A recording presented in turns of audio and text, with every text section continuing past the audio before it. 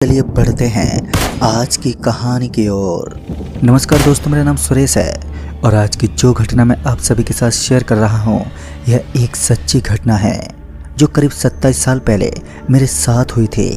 मेरे रोम रोम में आज भी इस घटना का दर्द बसता है। जब भी मुझे इस घटना की याद आती है तो मेरा शरीर कपकपाने लगता है। खौफ की आंधी ने मेरी जिंदगी बदल कर रख दी। दिसंबर का महीना चल रहा था और ठंड अपने जोर पर थी।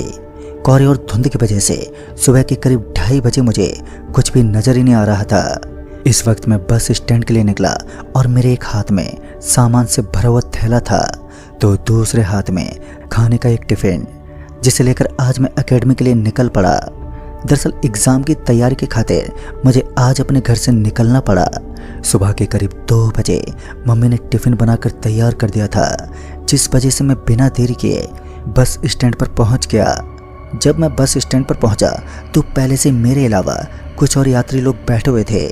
बस का इंतजार करते हुए करीब 15 मिनट बीत गए, तब जाकर एक बस मिली। सभी लोग जल्दबाजी करते हुए उसके अंदर पहुंच गए। धक्का मुक्की में मेरा बटवा पता नहीं कहां पर लेकिन चोरी हो गया। जब तक मैं अपने पर्स को संभाल पाता तब तक सब गलत हो गया था। और जब मैंने इस बारे में कंडक्टर को बताया तो उसे मेरी बातों पर यकीन ही नहीं हुआ और उसने मुझे रामू खेड़ा नामक गांव के पास ही बस से नीचे उतार दिया। जब मेरे हाथ पर बंधी हुई घड़ी की तरफ मेरी नजरें गईं तो मैंने देखा कि रात के 2:45 बज रहे हैं और उस कड़कड़ाती ठंड में मेरे हाथ पूरी तरह से कांप रहे थे। इतने में मैं अपनी जेब टटोलने लगा और इस भीषण ठंड का सामना करते करते मैं काफ़ी हद तक पूरा ठंडा हो गया था। पर इस छोटे से कस्बे में मुझे कोई रोशनी भी नजर नहीं आई, लिहाजा मैं पैदल पैदल वापस अपने गांव की तरफ जाने लगा। और इसी बीच में मुझे 2 हेडलाइट चमकती दिखी। शायद ये कोई बस थी और जब मैंने उसके सामने अपना हाथ दिखाया तो ड्राइवर ने तुरंत ही बस को रोक लिया और बस का ब्रेक लगते ही मैं ड्राइवर की साइड वाले विंडो के पास गया और आवाज़ देते हुए बोला, भाई साहब मैं यहाँ फंस गया हूँ, मेरे पास किराया भी नहीं है, क्या आप मुझे आगे तक छोड़ देंगे? उस बस के ड्राइवर ने अपनी मुंडी नीचे की तरफ झुका ली, यानी कि वो मुझे आगे तक छोड़ देगा। उस बस का कलर सफ़ेद था, लिहाजा मैं बिना सोचे समझे उस बस में चढ़ गया। बस की स्पीड बहुत ही धीमी थी और ये लाजमी सी बात थी कि सामने की तरफ जोरदार कोहरा छाया हुआ था तो बस का तेज चलना एक्सीडेंट का कारण भी बन सकता था। पता नहीं क्यों लेकिन मुझे इस बस के अंदर घुटन महसूस हो रही थी। ऐसा लग रहा था मानो मैं किसी बंद कमरे के अंदर पहुंच गया हूँ। उस बस में मेरे अलावा कोई था ही नहीं। उस बस के अंदर सिर्फ अंधेरा छाया हुआ था और बस के अंदर मौजूद लाइट भी टूटी फूटी थी। सब कुछ अंधेरे में डूबा हुआ था। मैं उस वक्त दरवाजे के बगल वाली सीट पर बैठा था और तभी मेरे करीब से एक आदमी गुजर गया। जहां मुझे इस बस के अंदर कोई नजर ही नहीं आया था तो अब मुझे लोगों की भीड़ दिखाई देने लगी, जो कि सच में हैरान कर देने वाली बात थी। कुछ देर पहले जहां सिर्फ सन्नाटा था तो अब लोगों की बोलने और आपस में बातचीत करने की आवाज़ें आने लगी। अब तो मेरे बगल वाली सीट पर भी मुझे एक व्यक्ति दिखाई देने लगा। तभी मैं उस आदमी को धीमी सी आवाज़ में बोला, हाँ सुनिए भाई साहब, ये बस कहाँ तक जाएगी? लेकिन मेरी इस बात का उस आदमी के पास कोई जवाब ही नहीं था। वो बस चुप रहा और मुझे लगा कि शायद इस आदमी को ये मालूम नहीं है कि ये बस किस जगह तक जाएगी। तो मैं भी उसके बाद उस आदमी से ज़्यादा कुछ नहीं बोला और खिड़की से चिपक कर बैठ गया। एक बार फिर बस अपनी धीमी रफ्तार से आगे की तरफ बढ़ रही थी, लेकिन जब मैंने विंडो से झांकते हुए बाहर की तरफ देखा तो मैंने पाया कि इस समय बस एक घने जंगल से गुजर रही थी। जंगल के अंदर बहुत ही पुरानी और अजीब सी चीज़ें बनी हुई थी। खैर इस समय मुझे जिस चीज़ से सबसे ज़्यादा डर लग रहा था वो थी यहाँ के सूखे पत्ते और अजीब से पेड़। इतने में ही बस के अंदर अफरा तफरी सी मचने लगी। सभी यात्री इधर से उधर भगदड़ मचाने लगे, लेकिन मैं अभी भी अपनी सीट पर बैठा हुआ था। तभी मेरे बगल में बैठा एक आदमी बोला, अरे भाई तुम इंसान हो क्या जो अभी तक मौन बैठे हो? उस आदमी की बातें सुनकर थोड़ा मैं हैरान था। उसकी ये सब बचकानी बातें मुझे काफ़ी अजीब लग रही थी। अभी भी मैं उस बस के पूरे हुलियों को समझ ही नहीं पाया। जहाँ अजीब तरह का खेल था। बस के अंदर मौजूद यात्री कुछ देर तक तो इसी तरह इधर से उधर भटकते रहे। इंसानों की इस बस्ती में इस तरह भगदड़ देख खुद मैं भी सोच में था, लेकिन मैंने भी कुछ देर तक उनके ऊपर ध्यान नहीं दिया। और जब वो भीड़ एकदम शांत हो गई तो मुझे ऐसा लगने लगा कि मेरा शरीर ऑटोमेटिक गर्म होने लगा है।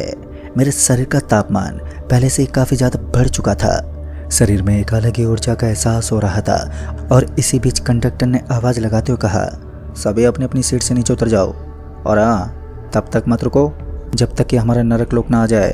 कंडक्टर की बातें भी मुझे काफ़ी हैरान कर रही थी। इस समय जब सभी लोग नीचे उतरने लगे तो मैं भी उनके पीछे पीछे उसी दौरान एक कच्ची सड़क पर उतर गया। करीब आधे घंटे तक सभी लोग वहीं पर बैठे रहे और मैं भी उनके बगल में आराम से बैठा रहा। लेकिन उसके बाद जो हुआ उसने तो मेरे दिल को अंदर तक हिला डाला। डर के मारे मेरे हाथ और पांव बुरी तरह से कांप उठे। सच में इतना बुरा होगा ये मुझे विश्वास ही नहीं हुआ था। बस के अंदर से अचानक ही किसी के रोने की आवाज़ सुनाई थी। इस वक्त भी सभी लोग आराम से बैठे थे और जब मैं बस के अंदर गया तो मैंने देखा कि एक सीट पर काली कंबल ओढ़े एक आदमी लेटा हुआ था। इस वक्त बस के अंदर तक कोहरा छाया था तो ठीक से देख पाना भी मेरे लिए नामुमकिन सा लगने लगा। मैंने उस काले कंबल को पकड़कर दूसरी तरफ हटाया तो मेरे रोंगटे खड़े हो गए, क्योंकि ये कोई आदमी नहीं था बल्कि एक जानवर था जिसके हाथ भी थे और उसकी डरावनी लाल लाल आंखें मुझे ही दिखाई दे रही थी। बस की लाइट अचानक ही एकदम से फ्लिप करने लगी और कुछ देर पहले जहाँ बस के अंदर रोशनी भी नहीं थी तो अब यहाँ की लाइटें ज़ोर ज़ोर से फ्लिप करने लगी और फिर किसी चीज़ के टूटने की भी आवाज़ें आ रही थी। मेरे कान में किसी के फुसफुसाने की एक अजीब सी आवाज़ आई। जल्दी से जब मैं अपने पीछे मुड़ा तो वहाँ पर कोई नहीं था और जब मैंने दोबारा उस काले कंबल की ओर देखा तो मेरे रोंगटे खड़े हो गए। दरअसल कुछ देर पहले तक नजर आने वाला वो जानवर अब वहाँ से गायब हो गया था। मौका पाकर मैं उस बस के दरवाजे से नीचे कूदने लगा, लेकिन नीचे कूदने से पहले ही मुझे कुछ आवाज़ें आईं। राम नाम सत्य है, इस नाम का जप सुनते ही मेरे शरीर में सनसनी से मच उठी। इस बार मैं नीचे नहीं गया और विंडो से ही देखने लगा। दरअसल कुछ लोग बस के कंडक्टर को पकड़कर उसे कहीं पर लेकर जा रहे थे। उसके मुंह को एक पट्टी से बांध दिया था और वो बार बार छटपटा रहा था, लेकिन उसकी मदद करने वाला शायद वहाँ पर कोई नहीं था। भले ही वो कंडक्टर मदद की गुहार लगा रहा था, लेकिन अब तक मेरे हाथ पांव पूरी तरह से फूल चुके थे। मेरे अंदर इतना साहस नहीं था कि मैं बस से नीचे उतरकर उसकी मदद कर सकूं। मैंने जीने की उम्मीद तो उस वक्त त्याग दी जब मैंने देखा कि वो सभी लोग जो उस कंडक्टर को पकड़कर ले जा रहे थे और वो असल में भूतों की एक सेना है, जिसका अंदाजा मैं इस बात से लगा सकता था कि उन सभी की मुंडी पीछे की तरफ घूमी हुई थी। कुछ तो अजीब ढंग से चल रहे थे तो कुछ आधे हवा में उठे हुए थे। तभी उस बस के ड्राइवर ने कहा, सभी लोग वापस अपनी अपनी सीट पर बैठ जाओ और हाँ, भूल कर कभी भी पीछे मत देखना, खासकर वो लोग जो इस समय इंसानी रूप में हैं। बस के ड्राइवर की बात सुनकर मैं फिर से अपनी सीट पर बैठ गया, लेकिन मैं नहीं जानता था कि ये बस मौत के दरवाजे तक जाती है। बस एक बार फिर स्टार्ट हो गई। इतने में ही उस बस ड्राइवर ने कंडक्टर से कहा, अरे उस्ताद जी, आपको पता है हमारी बस में एक इंसान भी है, मुझे उसकी खुशबू आ रही है। बस ड्राइवर की इस बात को सुनते ही मुझे लगने लगा कि अब तो मैं पक्का मरूंगा, लेकिन फिर जो जवाब आया उसने मुझे काफ़ी हद तक तसल्ली दी। कंडक्टर ने यह कहकर बात को टाल दिया, तुम्हारा दिमाग तो ठीक है ना, भूतों की बस में इंसान कहाँ से आएगा, और अगर इंसान है भी तो बहुत ही जल्द हमारे साथ एक प्रेत में तब्दील हो जाएगा। उसकी बातों ने मुझे काफ़ी हद तक अंदर से कपकपा दिया था। कहते हैं जब इंसान पूरी तरीके से खतरे में फंस जाता है और उसके सारे दरवाजे बंद हो जाते हैं, तब भी एक दरवाज़ा होता है जो उसकी जान बचाने का एक पहलू होता है। कहीं ना कहीं मेरे अगल बगल में इस खतरे से बचने का कोई रास्ता तो था। आज मेरे लिए इतना बुरा साबित होगा मैंने अपने सपने में भी नहीं सोचा था। इतने में उस बस में एक दुर्गंध फैलने लगी। बस के अंदर फैलती हुई इस दुर्गंध से मैं काफ़ी हद तक तंग आ गया था और अब मैं गलती में ये सब तक भूल चुका था कि इस वक्त मैं किसी भूत की बस में बैठा हूँ। तभी मैंने बस रोकने को कहा और यही वक्त था जो मेरी ज़िंदगी के लिए एक टर्निंग पॉइंट साबित हुआ। मैं अपनी सीट से उठा और चिल्लाते हुए बस को रोकने को कहने लगा। बस के अंदर से एक अजीब सी दुर्गंध के साथ साथ सफ़ेद सफ़ेद धुआं उठने लगा। इस धुएं की गहराई इतनी ज़्यादा थी कि अब धुंध के साथ उस धुएं ने ज़ोरदार रूप ले लिया।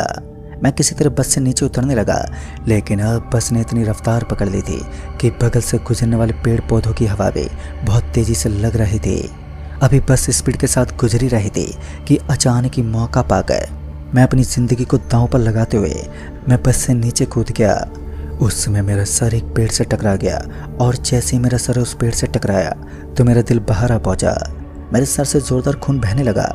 पता नहीं मैं किस स्थान पर था जहां दोनों तरफ लंबे लंबे तार लगे हुए थे। और फिर उसके बाद मुझे पता चला कि ये तो एक पावर हाउस है जहां से बिजली की सुविधा मिलती है।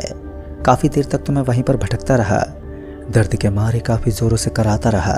और कुछ देर के बाद मुझे उस पावर हाउस के पास एक गार्ड का रूम दिखाई दिया, जिस वजह से मैं मदद की गुहार लगाते हुए उस रूम के पास गया। तब तक मेरी हालत बहुत ज़्यादा ख़राब हो गई थी। दर्द के मारे मेरा सर फटता जा रहा था और मैं उस कमरे को खटखटाते हुए उसकी सीढ़ियों पर गिर गया। और फिर उसके तुरंत बाद ही मेरी आंखों के सामने काले अंधेरे की छाया आ गई। जब मेरी आंख खुली तो मैंने देखा कि मैं उसी बस के अंदर लेटा हूँ जहाँ मेरे बगल में एक अजीब सा दिखने वाला इंसान था।